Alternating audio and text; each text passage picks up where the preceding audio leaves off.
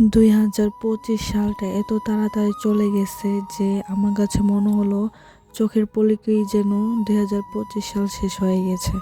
কিন্তু 2026 সালের জানুয়ারি মাসটা যেতেই চাচ্ছে না, খুব ধীরে ধীরে যাচ্ছে। আমার কাছে মনে হচ্ছে, কেন জানি না। আসসালামু আলাইকুম এভরিওয়ান, কেমন আছেন সবাই? আমি আনশু, আপনারা দেখছেন আনশু স্টোরি। আমি খুব সকাল সকাল ঘুম থেকে উঠি, কারণ আমি সকালে ঘুমোতে পারি না।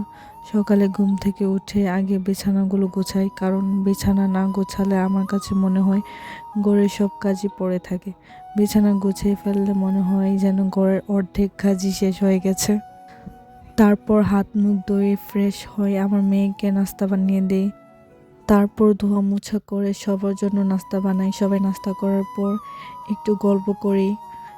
আমার প্রতিটা দিনই খুব ব্যস্ততার সাথে কাটে, কারণ আমাদের ঘরে 3টা বাবু আছে। আমার একটা বাবু, আবার আমার ননদের 2টা বাবু। বাবুদের কাজ করতে করতে আমাদের অর্ধেক দিন চলে যায়। তারপর দুপুরে রান্না করার জন্য তরকারি সবজি এগুলো আমি কেটে রাখি, কারণ আমার শাশুড়ি আমার রান্না করে, আমি তাকে রান্নার কাজে সাহায্য করি। দুপুরের রান্নাটা আমার শাশুড়ি আম্মাই করে। বিশেষ করে আমার ঘর গোছাতে অনেক বেশি ভালো লাগে।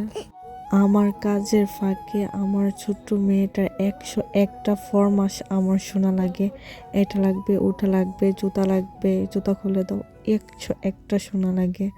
তারপর শাশুড়ি আমার কাজে হেল্প করা লাগে।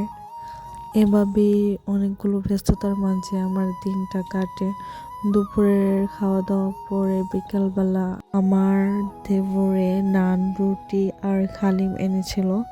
তো সন্ধ্যার টাইমে আমরা নান, রুটি আর হালিম দিয়ে খেয়েছিলাম। এভাবেই আমাদের প্রত্যেকটা দিন, মানে আমার প্রত্যেকটা দিন